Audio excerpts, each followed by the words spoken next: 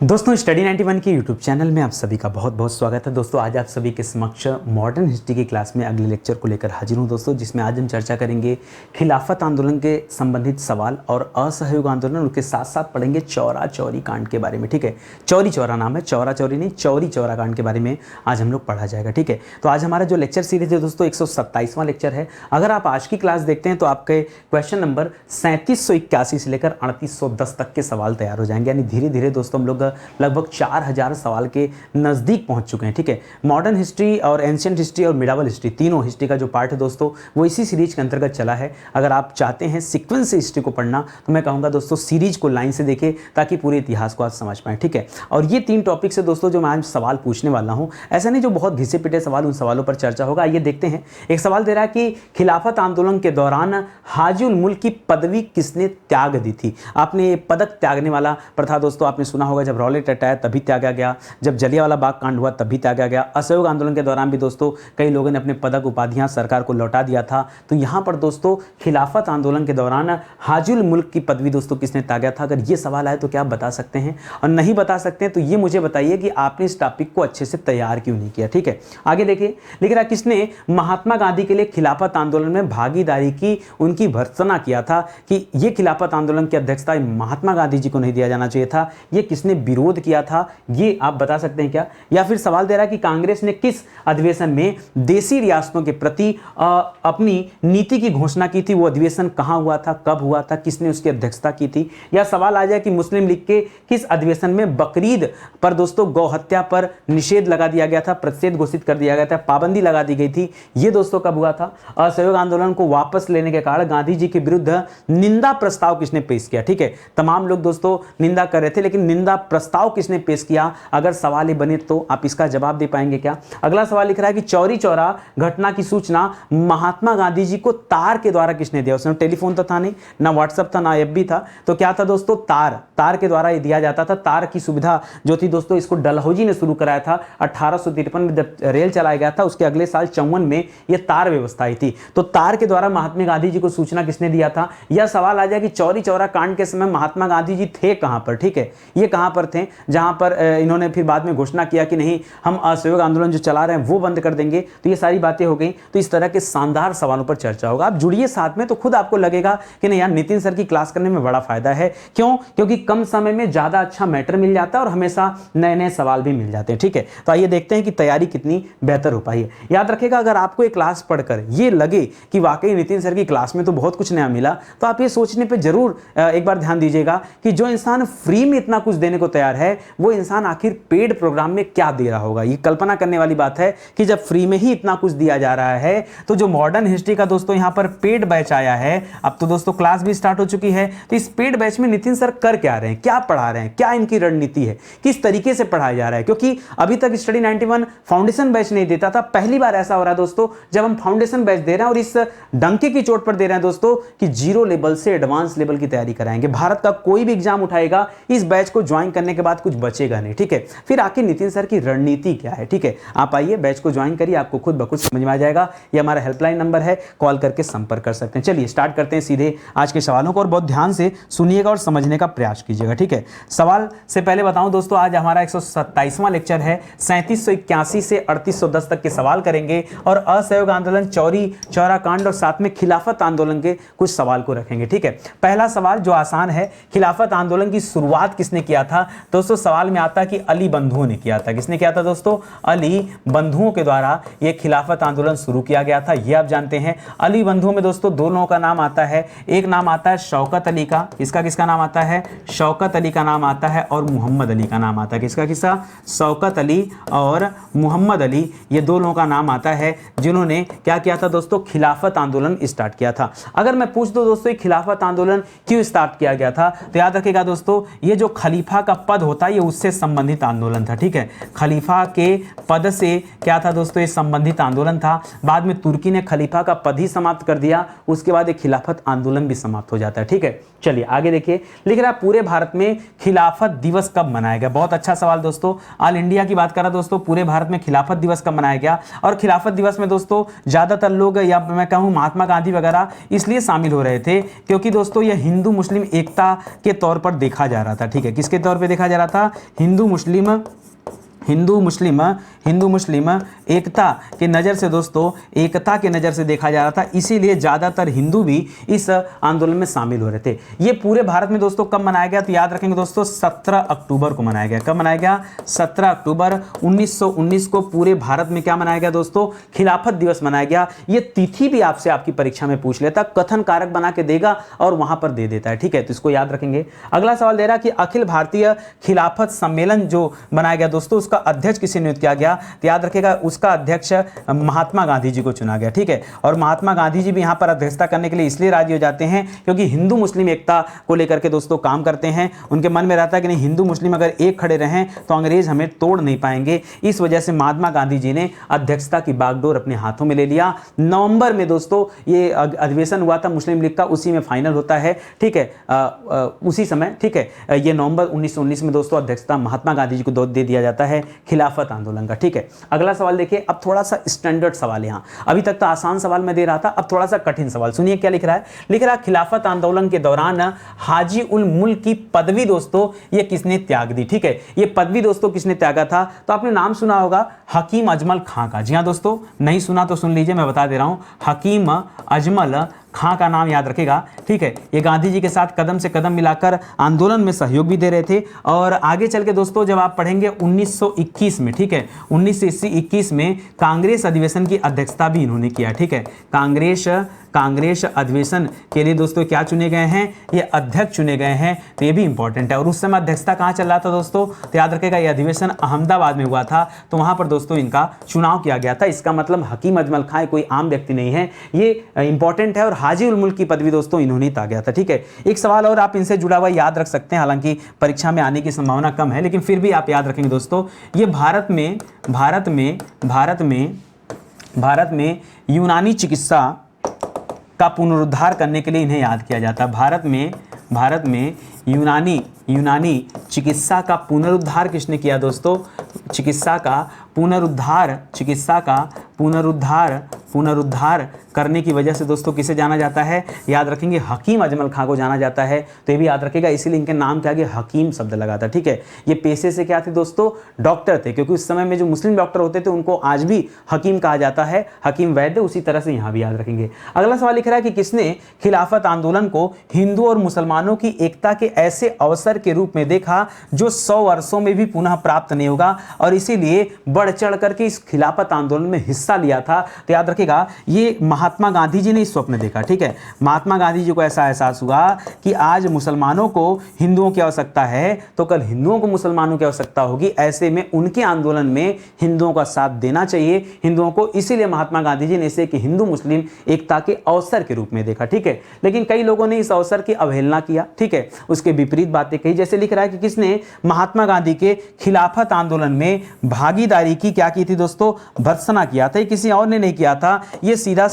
मोहम्मद अली जिन्ना ने ही किया था। किसने किया था दोस्तों, मोहम्मद अली जिन्ना। अरे मोहम्मद अली जिन्ना को भर्त्सना करने की क्या जरूरत थी, कांग्रेस अगर भर्त्सना करती तो समझ में आता। ठीक है, मोहम्मद अली जिन्ना का तो फायदा हो रहा था कि महात्मा गांधी जी के आने की वजह से अब खिलाफत आंदोलन और मजबूत स्थिति में चला जाएगा, लेकिन उसके बावजूद भी देखिए ये लोग राजनीतिज्ञ व्यक्ति थे। ठीक है, ये अपनी राजनीति की रोटियां सेकने में लगे रहते थे, इसलिए दोस्तों महात्मा गांधी जी की भर्त्सना इन्होंने किया। ठीक है, वरना गांधी जी की बात करें तो गांधी जी जो सोच करके गए थे खिलाफत आंदोलन में, उनकी सोच गलत नहीं थी कि आज खिलाफत आंदोलन में हम मुस्लिमों का साथ देंगे तो कल को हम असहयोग आंदोलन स्टार्ट करने वाले उसमें हम मुस्लिमों का साथ प्राप्त कर सकते हैं। इसके पहले आपने देखा कि किस तरह से मुस्लिम लीग अलग हो चुकी थी, कांग्रेस के साथ अलग व्यवहार हो रही थी। वो तो 1916 में जो लखनऊ पैक्ट होता है, अंबिकाचरण मजुमदार उसकी अध्यक्षता करते हैं, एनी बेसेंट के सहयोग से दोस्तों मुस्लिम लीग का मिलन दोस्तों जाकर के कांग्रेस से होता है। तो स्थिति बड़ी खराब चल रही थी, इसके 2-3 साल पहले हिंदू मुस्लिम एकता जो है बड़ी खराब चल रही थी, वो तो अब जाकर के थोड़ा थोड़ा सुधर रहा था, इसलिए लोग सुधारने का भी प्रयास कर रहे थे। ठीक है, अगला लिखा दोस्तों, खिलाफत आंदोलन का नेतृत्व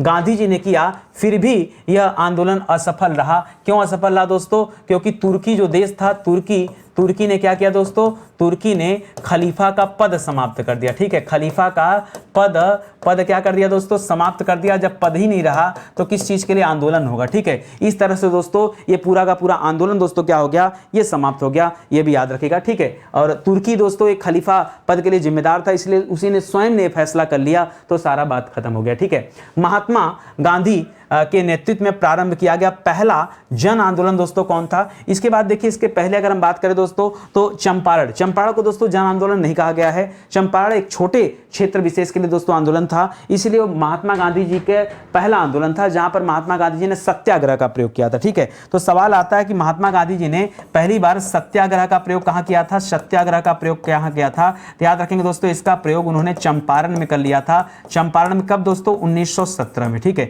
इसके बाद दोस्तों कहा जाता है महात्मा गांधी जी ने भूख हड़ताल कब किया, भूख हड़ताल दोस्तों पहली बार कब किया, तो ये अहमदाबाद मिल आंदोलन चल रहा था, अहमदाबाद मिल आंदोलन चल रहा था, इसमें महात्मा गांधी जी ने ये वाला भी अवसर अपना लिया। और ये दोस्तों पहला जन आंदोलन जिसमें बड़े पैमाने पर दोस्तों लोगों को जोड़ा जा रहा था, तो ये कब प्रारंभ किया गया, तो ये जब महात्मा गांधी जी ने असहयोग आंदोलन शुरू किया। क्या शुरू किया दोस्तों, असहयोग आंदोलन स्टार्ट किया था। और ये कब स्टार्ट हुआ था दोस्तों, तो याद रखेंगे 1 अगस्त 1920 को। ठीक है, ये स्टार्ट हुआ था। और जिस दिन दोस्तों असहयोग आंदोलन शुरू हुआ था, याद रखेंगे उसके पहले ही दिन यानी इसी दिन दोस्तों कांग्रेस ने एक महान व्यक्ति को खो दिया जिनका नाम था बाल गंगाधर तिलक। क्या नाम था दोस्तों, बाल गंगाधर तिलक की मृत्यु हो जाती है एकदम पहले दिन, जिस दिन स्टार्ट होता है ना उसी दिन दोस्तों मृत्यु हो गई थी। इसी वजह से दोस्तों ये आंदोलन लेकिन फिर भी स्थगित नहीं होता। ठीक है, वो जो है शव यात्रा निकलती, उसके बाद दोस्तों यहाँ एक तिलक स्वराज फंड बनाया जाता है। ठीक है, लोगों की मदद के लिए, फिर ये आंदोलन चालू हो जाता है यहाँ से। तो इस सवाल को भी आप याद रखेंगे। ठीक है,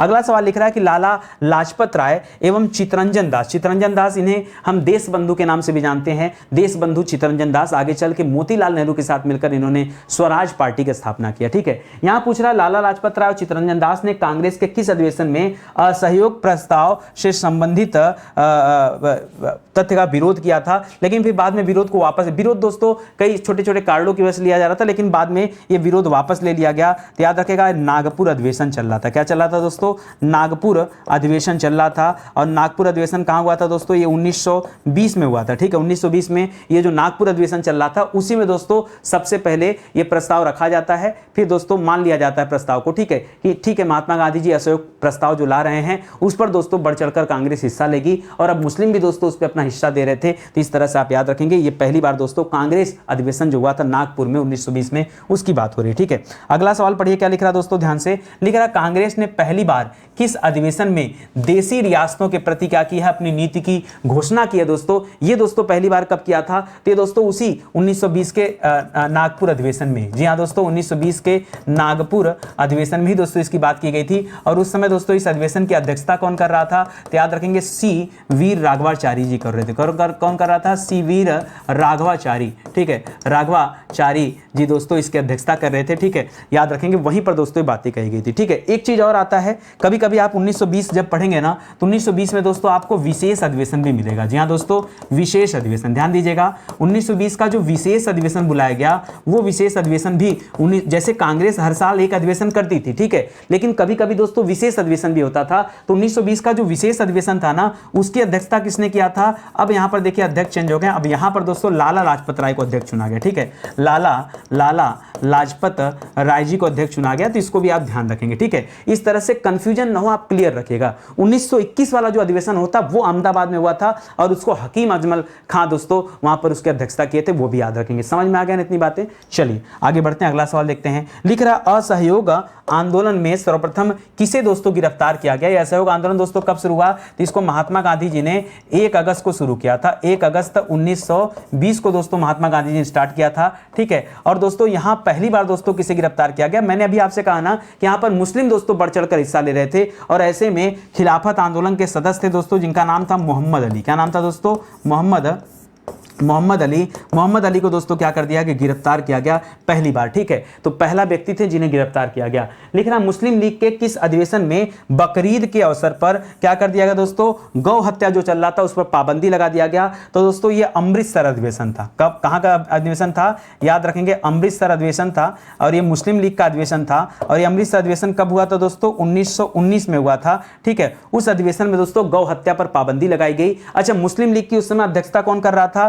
तो यहां पर हकीम अजमल खां थे, ठीक है। मुस्लिम लीग की अध्यक्षता कौन कर रहे थे, हकीम अजमल खां जी कर रहे थे। इसीलिए दोस्तों अजमल खां जी कर रहे थे। इसीलिए आगे चल के अजमल खां से कांग्रेस प्रभावित होती है और 2 साल बाद कांग्रेस अधिवेशन की अध्यक्षता इनके हाथों में दे दिया जाता है। तो 1919 में कांग्रेस मुस्लिम लीग के अधिवेशन की अध्यक्षता कर रहे हैं और 1921 में अहमदाबाद में जाकर कांग्रेस अधिवेशन की अध्यक्षता करेंगे। ये भी सवाल आप याद रखेंगे, ठीक है। आ गए बात समझ में, क्लियर हुआ ना। चलो आ जाओ आगे देखते हैं अगला सवाल। अगला देख रहा है कि असहयोग आंदोलन के दौरान किसने विदेशी वस्त्रों को जलाए जाने को क्या कहा दोस्तों, निष्ठुर बर्बादी कहा, ठीक है। तो किसने कहा दोस्तों, याद रखेंगे रविन्द्रनाथ टैगोर जी ने कहा। किसने कहा है, रविन्द्रनाथ टैगोर जी ने क्या कहा है दोस्तों, इसे निष्ठुर बर्बादी कहा। जबकि महात्मा गांधी जी ने ये असहयोग आंदोलन इसलिए चलाया था कि लोग असहयोग करें, मतलब अंग्रेजों के साथ जो सहयोग भारतीयों का था वो हटा लें। जैसे वकील अपनी नौकरी छोड़ दें, टीचर अपनी नौकरी छोड़ दें, बच्चे सरकारी स्कूलों में जाना बंद कर दें, वो हिंदुस्तान के जो स्कूल हैं वहां पर अपनी शिक्षा ग्रहण करें।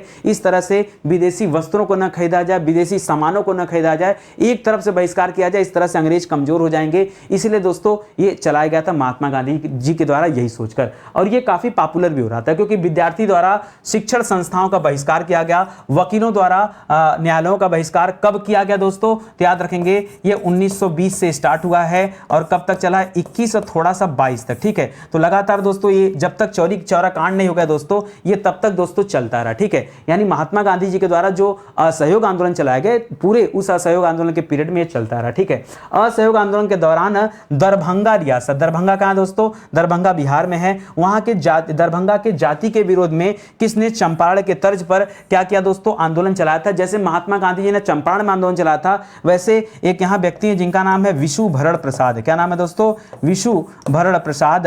इन्होंने दोस्तों महात्मा गांधी जी के चंपारण आंदोलन के तर्ज पर दोस्तों दरभंगा रियासत में एक आंदोलन चलाया था, यह भी याद रखेगा, ठीक है। तो उसी तरह से ये अन्य तथ्य इनको भी ध्यान रखेंगे। देखिए स्टडी 91 की तरफ से बहुत सारी किताबें लॉन्च की गई हैं अलग अलग विषय के लिए, अलग अलग परीक्षाओं के लिए। आप केवल इतना भरोसा करिए कि अगर स्टडी 91 के चीजों से, कंटेंट से आप संतुष्ट हैं, तो अगर आप YouTube पे संतुष्ट हैं तो निश्चित रूप से हम आपको और भी ज्यादा संतुष्टि अपनी किताबों में देंगे, और भी ज्यादा संतुष्टि अपनी ई बुक में देंगे और अपने कोर्स में देंगे। ये आप भरोसा कर लीजिए, ठीक है। अगर आप नितिन सर पे भरोसा करते हैं तो आइए जुड़िए हमारे साथ और पढ़ना शुरू करिए, किताबें लेना शुरू करिए, अपनी तैयारी को आगे बढ़ाइए। लिख रहा स्वराज की गंध से मेरे नथुने फटने लगे हैं। यह कथन दोस्तों किसका है, क्योंकि महात्मा गांधी जी लोगों को इतना ज्यादा अवेयर कर रहे थे और इतना ज्यादा क्रांति में दोस्तों असहयोग आंदोलन में लोगों को हिस्सा लेने के लिए कर रहे थे कि मेरे नथुने फटने लगे। 1 साल के अंदर स्वराज मिल जाएगा, गारंटी है, ठीक है। तो स्वराज 1 वर्ष के भीतर, स्वराज 1 वर्ष के भीतर स्वराज, ठीक है, स्वराज मिल जाएगा। ये दोस्तों किसने कहा था, ये दोनों के दोनों कथन दोस्तों किसके हैं, याद रखेगा महात्मा गांधी जी के। किसके कथन दोस्तों, महात्मा गांधी जी ने कहा था कि बस स्वराज मिलने ही वाला है, स्वराज की गंध से मेरे नथुने फटने लगे हैं, मतलब इतना नजदीक आ गया स्वराज। उसी बीच चौरी चौरा कांड हो जाता है और महात्मा गांधी जी ने असहयोग प्रस्ताव आंदोलन जो चला रहे थे ये उन्होंने बंद कर दिया, ठीक है। बहुत बड़ा असर पड़ता है देश पर, ठीक है। लिख रहा असहयोग आंदोलन के दौरान महात्मा गांधी जी ने कौन सी उपाधि दोस्तों लौटा दी, तो याद रखेगा अंग्रेजों की तरफ से 2 उपाधि को मिला था। एक कैसरे हिंद की उपाधि थी, तो जरा याद रखेगा, जरा याद रखेंगे कि कैसरे हिंद की उपाधि, कैसर ये हिंद की उपाधि आपने पिछली क्लास में पढ़ा होगा, ठीक है, कि ये जो उपाधि थी, ये उपाधि महात्मा गांधी जी ने जलियांवाला बाग कांड के बाद लौटा दिया था, ठीक है। जलियांवाला बाग कांड के दौरान दोस्तों, बाग कांड के दौरान महात्मा गांधी जी ने क्या किया था, ये उपाधि लौटा दिया था, याद रखेंगे। आज हमसे जो पूछ रहा, आज हमसे अलग पूछ रहा, आज हमसे पूछ रहा असहयोग आंदोलन के दौरान महात्मा गांधी जी ने कौन सा पदक लौटाया, तो याद रखेगा यहाँ पर 2 पदक होता है। एक होता है दोस्तों जुलू पदक मिला था। क्या मिला था दोस्तों, महात्मा गांधी जी को क्या मिला था, एक जुलू पदक मिला था अंग्रेजों की तरफ से। ये उस जुलू पदक को वापस कर देते हैं और एक दूसरा जुलू युद्ध पदक कहा जाता है। एक दूसरा था बोअर पदक। क्या था दोस्तों, बोअर पदक, ठीक है। तो याद रखें रखेंगे दोस्तों, जुलू युद्ध पदक और बोर पदक ये महात्मा गांधी जी ने कब लौटाया? असहयोग आंदोलन के दौरान। और कैसरे हिंद की उपाधि उन्होंने कब लौटाया है? ये लौटाया था जिस समय जलियांवाला बाग कांड हुआ था। ठीक है, तो दोनों आपको अलग अलग ध्यान देना है और याद रखना है। ठीक है, चलिए आगे बढ़िए। अगला सवाल देखिए, लिख रहा असहयोग आंदोलन के दौरान पंजाब के गुरुद्वारे पर भ्रष्ट महंतों के कब्जे के विरोध में सिखों का दोस्तों कौन सा आंदोलन चला था? तो दोस्तों ये 1920 का ही आंदोलन है और उसमें सिखों ने चलाया था अकाली आंदोलन। कौन सा दोस्तों? अकाली आंदोलन। ठीक है, 1920 से लेकर 1925 तक ये आंदोलन बड़े एक्टिविटी के साथ चला दोस्तों। और कब दोस्तों? तो याद रखेंगे नवंबर में ये आंदोलन चलाया गया था। नवंबर 1920 से ये आंदोलन स्टार्ट हुआ था। अकाली आंदोलन याद रखेगा, जो भ्रष्ट महंत थे उनके खिलाफ ये आंदोलन चलाया गया था, तो इसे भी आप याद रखेंगे। ठीक है, उस दौरान की घटनाएं हैं तो इनको आप विशेष रूप से पढ़ते चलिए। ठीक है, अगला सवाल देखिए, लिख रहा चौरा चौरी कांड कब हुआ? ठीक है, देखिए कब की बात करेगा तो आपको फिर से बता दे रहा हूं दोस्तों, याद रखेंगे 4 फरवरी। आप इंटरनेट खोलेंगे, किताबें खोलेंगे, आपको 5 फरवरी मिलेगा नहीं। 5 फरवरी जो आप पढ़ते हैं दोस्तों, 5 फरवरी गलत है, 5 फरवरी गलत है दोस्तों। ये कब हुआ था? ये 4 फरवरी को रात को हुआ था, रात की घटना। तो 4 फरवरी 1922 में दोस्तों ये घटना है जो घटित हुआ था, जिसे हम चौरा चौरी कांड कहते हैं। ठीक है, अगला लिख रहा है चौरी चौरा कांड किस स्थान पर हुआ था दोस्तों? तो चौरी चौरा दोस्तों ये गोरखपुर के अंदर एक जिला होता था दोस्तों। गोरखपुर जिले में दोस्तों एक गांव था जिसका नाम था चौरी चौरा। पहले दोस्तों ये दोनों गांव अलग अलग थे, चौरी अलग गांव था, चौरा अलग गांव था। यहाँ पर रेलवे स्टेशन और मालगोदाम बना हुआ था। ठीक है, बाद में दोस्तों ये दोनों को एक कर दिया गया और चौरी चौरा रख दिया गया। ठीक है, तो इसको याद रखेंगे। लिख रहा महात्मा गांधी ने असहयोग आंदोलन कब वापस ले लिया? तो याद रखेगा जब ये चौरी चौरा हो जाता ना, इसके बाद 12 फरवरी को 4 को घटित हुआ है और 12 फरवरी 1922 को महात्मा गांधी जी ने क्या किया है? असहयोग आंदोलन क्या कर लिया? वापस ले लिया। दोस्तों इस चौरी चौरा कांड में कहा जाता है कि कई लोगों की हत्या हो गई, जैसे कहीं कहीं पर 21 मिलता है और कहीं कहीं पर 23 मिलता है। ठीक है, तो कहा जाता है दोस्तों 23 पुलिसकर्मियों को दोस्तों थाने में आग लगाकर जला दिया गया था। ठीक है, थाने में आग लगाकर जला दिया गया था और इसीलिए दोस्तों महात्मा गांधी जी ने यह असहयोग आंदोलन वापस ले लिया। ठीक है, और इसकी भरपूर निंदा किया गया, बहुत सारे नेताओं ने भरपूर निंदा किया। क्यों? क्योंकि उस समय देश में इस आंदोलन की वजह से लोग अपना स्कूल छोड़ चुके थे, कारोबार छोड़ चुके थे, बच्चे अपना शिक्षण संस्थान छोड़ चुके थे, वकील अपना जो है परिसर छोड़ चुके थे। तो ऐसे में आंदोलन का वापस लिया जाना यह देश के लिए दोस्तों एक गंभीर परिणाम के रूप में सामने आता है और गांधी जी को भी इसका परिणाम भुगतना पड़ता है। अगले 6 साल के लिए जेल में चले जाते हैं, काम खत्म। ठीक है, आगे देखिए, असहयोग आंदोलन वापस लेने के कारण गांधी जी के विरुद्ध निंदा प्रस्ताव दोस्तों किसने पेश किया? खुले तौर पर दोस्तों निंदा हर कोई नहीं करता था क्योंकि महात्मा गांधी की बात थी, लेकिन यहां पर दोस्तों एक व्यक्ति हैं जिनका नाम है डॉक्टर मुंजे। क्या नाम है दोस्तों? डॉक्टर मुंजे। इन्होंने दोस्तों खुले तौर पर निंदा प्रस्ताव प्रस्तुत किया था महात्मा गांधी जी के विरुद्ध कि आपने असहयोग आंदोलन को क्यों वापस ले लिया, ये आंदोलन आपको वापस नहीं लेना चाहिए था। महात्मा गांधी जी का एक मानना था कि आंदोलन हिंसक नहीं होना चाहिए क्योंकि चौरी चौरा में जो कांड हुआ एक हिंसक आंदोलन था, इसलिए महात्मा गांधी जी ने कहा कि असहयोग आंदोलन मेरी हिमालय जैसी भूल थी, हमें स्टार्ट ही नहीं करना चाहिए था। ठीक है, मतलब इतना उनको दुख हो रहा था कि हमने स्टार्ट क्यों कर दिया। ठीक है, लिख रहा है कि चौरी चौरा घटना की सूचना महात्मा गांधी जी को तार द्वारा किसने भेजा? अच्छा, उस समय महात्मा गांधी थे कहां पर? चौरी चौरा के समय महात्मा गांधी दोस्तों कहां थे? महात्मा गांधी बारदोली में थे। कहां पे दोस्तों? बारदोली में थे। बारदोली कहां दोस्तों? बारदोली गुजरात में है। ये उस समय गुजरात बारदोली में थे। फिर इनको दोस्तों तार के द्वारा सूचना किसने भेजा था? तो सूचना वाले भेजने वाले व्यक्ति हैं दशरथ प्रसाद द्विवेदी। क्या नाम है? स्टडी 91 पे आएंगे ना, तो स्टडी 91 ही आपको ऐसी चीज़ें ढूंढ के देता है। तो याद रखेंगे दोस्तों, दशरथ प्रसाद द्विवेदी ने क्या किया था? महात्मा गांधी जी को तार के द्वारा सूचना भेजा था कि साहब यहाँ पे चौरी चौरा घटना घटित हो गया है जिसमें कई सारी पुलिसकर्मियों की हत्या हो गई है, थाने में आग लगा दिया गया है, ये घटना गोरखपुर से हुआ। ठीक है, उसके बाद जाकर महात्मा गांधी जी ने 12 फरवरी 1922 को क्या किया? असहयोग आंदोलन का जो चल रहा था उसको वापस ले लिया। ठीक है, लिख रहा किस घटना के बाद महात्मा गांधी ने असहयोग आंदोलन को अपनी क्या बताई? हिमालय जैसी भूल बताई। तो याद रखेगा वो इसी चौरी चौरा घटना की बात कर रहा है। ठीक है, वो इसी चौरी चौरा घटना की बात कर रहा है दोस्तों, जो कब हुआ था? याद रखेंगे, फिर से बता रहा हूं दोस्तों, 4 फरवरी ही सही है, 4 फरवरी 1922।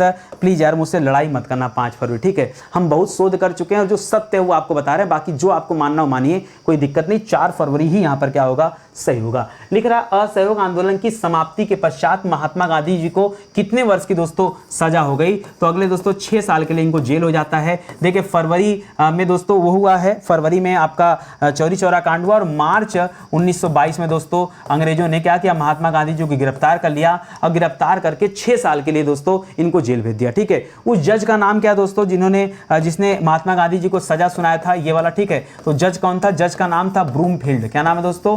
ब्रूमफील्ड नाम का एक व्यक्ति था, जज था। ठीक है, उसने ये सजा सुनाया था महात्मा गांधी जी को, 6 साल के लिए दोस्तों यहाँ जेल हो जाता है। अब फिर कहानी खत्म। ठीक है, इतने में बात नहीं रुकती है। उस चौरी चौरा जो कांड हुआ था दोस्तों, उसमें कितने लोगों को फांसी की सजा हुई? तो याद रखेगा 172 लोगों को दोस्तों क्या दिया गया? फांसी अंग्रेजों ने दे दिया, 172 लोगों को फांसी दे दिया। ठीक है, तो इसको भी याद रखेंगे। ठीक है, अगला सवाल लिख रहा है कि किस शैक्षणिक संस्थान की स्थापना असहयोग आंदोलन के दौरान हुई? असहयोग आंदोलन मतलब सीधा सीधा 1920 में कौन कौन से शैक्षणिक आयोग बनाए गए? तो जरा ये समझिएगा, कुल दोस्तों 3 शैक्षणिक आयोग बनाए गए। कितने बनाए गए? 3। ठीक है, तो तीनों को याद रखेगा। तीनों की स्थापना दोस्तों 1920 में हुआ था।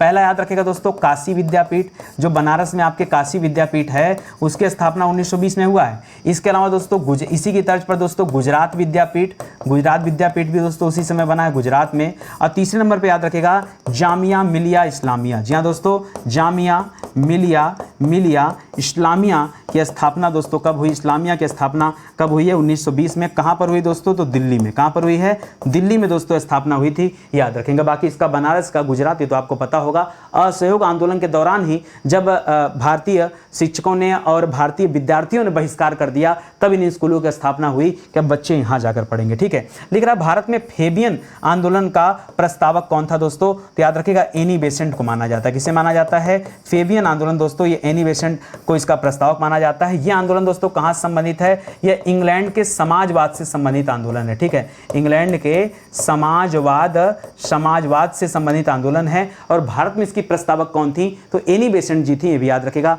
आगे चल के यही एनी बेसेंट दोस्तों होम रूल लीग एसोसिएशन बनाती हैं। ठीक है, और आगे चल के दोस्तों इन्होंने क्या किया? कांग्रेस के अधिवेशन की अध्यक्षता भी किया है, जो कि 1917 में हुआ था। तो सवाल भी आपको याद रखना है। ठीक है, अगला सवाल देखिए, लिख रहा मॉन्टेग्यू चेम्सफोर्ड रिपोर्ट किसका आधार बना? तो याद रखेंगे मॉन्टेग्यू कौन था दोस्तों? मॉन्टेग्यू उस समय कौन था? ये भारत सचिव था। कौन था? ये उस समय भारत सचिव थे मॉन्टेग्यू। और उस समय दोस्तों चेम्सफोर्ड कौन थे? तो याद रखेगा चेम्सफोर्ड वायसराय थे। ठीक है, और इन्हीं लोगों की जो रिपोर्ट थी दोस्तों वो किसका आधार बनी? तो आगे दोस्तों पढ़ेंगे हम भारत शासन अधिनियम। क्या पढ़ेंगे दोस्तों? भारत शासन अधिनियम पढ़ा जाएगा। और ये दोस्तों अधिनियम कब आया था? ये आया था 1919 में। उसका आधार बनता है मॉन्टेग्यू चेम्सफोर्ड सुधार, इसलिए इस अधिनियम को मॉन्टेग्यू चेम्सफोर्ड सुधार के नाम से भी जाना जाता है। कांग्रेस के किस अधिवेशन में संपूर्ण स्वराज को कांग्रेस का लक्ष्य मानने के लिए दोस्तों प्रस्ताव रखा गया? तो याद रखेंगे अच्छा ये देखिए, ये कब रखा गया दोस्तों? अगर कब की बात करें तो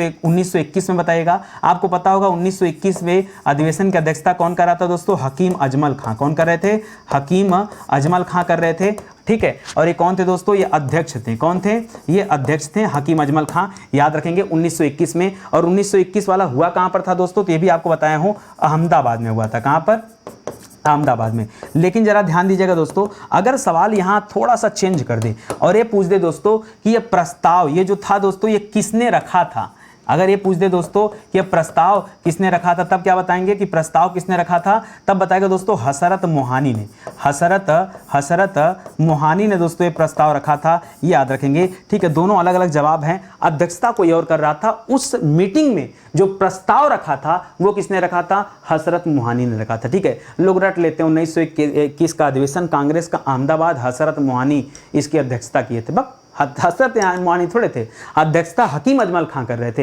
हसरत मोहानी ने सिर्फ ये कांग्रेस के लीडर थे। तो दोस्तों ये इन्होंने खाली ये प्रस्ताव रखा था कि नहीं, जो हमारा संपूर्ण स्वराज है अब उसको हमको अपना लक्ष्य बना देना चाहिए और जब तक ये लक्ष्य मिल न जाए तब तक हमें प्रयास करना चाहिए। ठीक है, लिख रहा है 1920 के कांग्रेस के नागपुर अधिवेशन में। अच्छा, 1920 वाले की बात कर रहा है, नागपुर अधिवेशन की बात कर रहा है। उसमें उस अधिवेशन का मुख्य प्रस्ताव किसने दोस्तों प्रस्तुत किया था? तो देखिए नागपुर अधिवेशन जो हमने पढ़ा 1920 में, वो दोस्तों याद रखेंगे उसकी अध्यक्षता किसने किया था? पहले बताइए उसकी अध्यक्षता किसने किया था? तो अध्यक्षता किसने किया था दोस्तों? सी.वी. राघवाचारी ने किया था। अगर आपको याद हो तो पीछे ही दोस्तों मैंने आपको पढ़ाया हूं, सी.वी. राघवाचारी वीर राघवाचारी जी ने किया था। ठीक है, जबकि दोस्तों मुख्य प्रस्तावक कौन था, तो याद रखिएगा CR दास थे। कौन थे दोस्तों, CR दास इसके क्या थे, मुख्य प्रस्तावक थे। याद रखिएगा चितरंजन दास, ठीक है, जिन्हें हम किस नाम से जानते हैं, जिन्हें हम देश बंधु भी कहते हैं। ठीक है, इन्हें क्या कहते हैं, देश बंधु चितरंजन दास। इसी तरह पूछे कि दीन बंधु किसे कहा जाता है, तो क्या कहेंगे, CF एंड्रयूज को कहा जाता है, जो महात्मा गांधी जी को भारत लाने के लिए उन्हें याद किया जाता है। ठीक है, तो आज का सेशन दोस्तों फिर से यहीं समाप्त होता है। और स्टडी 91 पर क्लास लेते समय आपको पता भी नहीं चलता होगा कि कब समय शुरू होता है और कब समय समाप्त हो जाता है। ठीक है, देखिए जुड़िए हमारे साथ, मैं बार बार कह रहा हूं, इतनी लंबी श्रृंखला चल रही है और भारत में पहली बार ऐसा हो रहा है कि कोई भी यूट्यूब चैनल ऐसा है जो सीक्वेंस से आपको चीजें पढ़ा रहा है। और आगे इसी सीक्वेंस में दोस्तों हम ज्योग्राफी की बात करेंगे, पॉलिटी की बात करेंगे, साइंस की बात करेंगे। तो कहीं ना कहीं श्रृंखला आपके लिए बहुत इंपॉर्टेंट है। जितना लेट ज्वाइन करेंगे उतना ज्यादा पछतावा होगा कि काश कि हम पहले आ गए होते, पहले पढ़ लिए होते, बहुत मजा आ रहा है पढ़ने में। ठीक है, उतना ज्यादा दिक्कत है। ऊपर से फाउंडेशन बैच भी आ चुका है, तो मैं कह रहा हूं कि आप इसको पढ़ते चलिए, साथ में फाउंडेशन बैच ज्वाइन करिए। आपको खुद लगेगा कि नहीं सर, नितिन सर ने जो कहा, जो क्वालिटी कहा देने के लिए, वो गजब की क्वालिटी मिल रही है और हमारी तैयारी बेहतर हो पा रही है। दोस्तों बहुत सारे विषय ऐसे हैं जो पूरी तरह से यूट्यूब पर पढ़ा दिए गए हैं। ये उन्हीं के हैंड रिटन नोट्स हैं जिन्हें आप हमारे वेबसाइट या एप्लीकेशन से प्राप्त कर सकते हैं। ठीक है, बाकी किताबें ऑर्डर करेंगे तो किताबें तो आपके घर जाती हैं। किताबों में कोई दिक्कत है तो अमेजन से ऑर्डर कर लो, फ्लिपकार्ट से ऑर्डर कर लो, मीशो से ऑर्डर कर लो, मार्केट से किताब खरीद लो। ठीक है, हर जगह अवेलेबिलिटी है दोस्तों, आप चाहेंगे तो मिलेगी, नहीं चाहेंगे तो फिर कोई बात ही नहीं है। ठीक है, तो अगर अच्छा लगा वो वीडियो तो प्लीज़ एक कमेंट करिएगा, लाइक करिएगा, थोड़ा शेयर करने का प्रयास कीजिएगा। आपका अपना चैनल है, ठीक है, इतना कर्तव्य तो आपका बनता ही है। तो चलिए आज का सेशन ही समाप्त होता है, मिलते हैं दोस्तों अगले लेक्चर में। तब तक के लिए बहुत बहुत धन्यवाद आपका। जय हिंद, जय Bharat, thank you so much.